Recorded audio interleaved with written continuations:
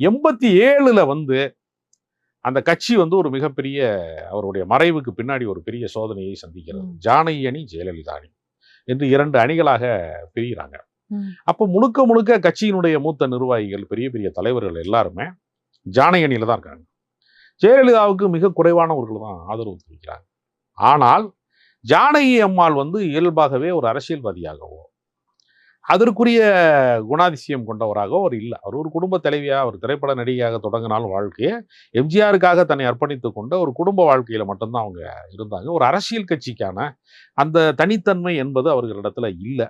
ஆரம் வீரப்பன் போன்றவர்கள், காளிமுத்து போன்றவர்கள், நாவலர் நெடுஞ்செழியன் போன்றவர், இப்படி சில பேர் வந்து 2ஆம் கட்ட தலைவர்களால அது அந்த கட்சி இயக்கப்படுச்சு. ஆனா என்ன ஒண்ணுன்னா, ராஜ்யசபா உறுப்பினராகவெல்லாம் இருந்து டெல்லி அரசியலை எல்லாம் தெரிந்து கொண்டிருந்த ஜெயலலிதா அவர்களுக்கு பின்னால ஒரு லாபி இயங்கி ராஜீவ் காந்தி அவர்கள் வந்து இந்த அணியை வந்து ஆதரித்தாங்க.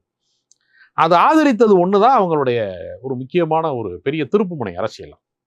அது வரைக்கும் அது ஒரு பெரிய திருப்புமுனை கிடையாது. அப்படிப்பட்ட ஒரு சூழ்நிலையில ஜெயலலிதா அவர்களுக்கு வந்து திருநாவுக்கரசு, KKSSR போன்ற ஒரு சிலர் தான் ஆதரவு நிலைப்பாட்டுல இருக்கிறாங்க. இன்னைக்கு அவங்க 2 பேருமே அந்த கட்சியில கிடையாது. திருநாவுக்கரசு காங்கிரஸ்காரராக போயிட்டாரு.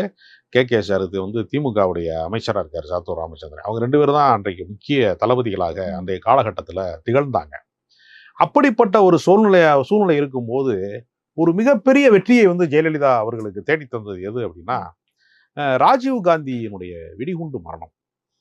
அந்த வெடிகுண்டு மரணம் நிகழ்ந்த போது இந்த விடுதலை புலிகள் நிகழ்த்தியதாக கருதப்பட்ட அந்த படுகொலைக்கு முழுக்க முழுக்க திமுக தான் காரணம் என்று அன்றைய காங்கிரஸ் கட்சியின் மாநில தலைவராக இருந்த வாழப்பாடி ராமமூர்த்திங்கிறவர் ஒரே ஒரு அறிக்கை விட்டார். அன்னைக்கு சோசியல் மீடியா கிடையாது, ட்ரெண்டிங் கிடையாது, எதுவுமே கிடையாது.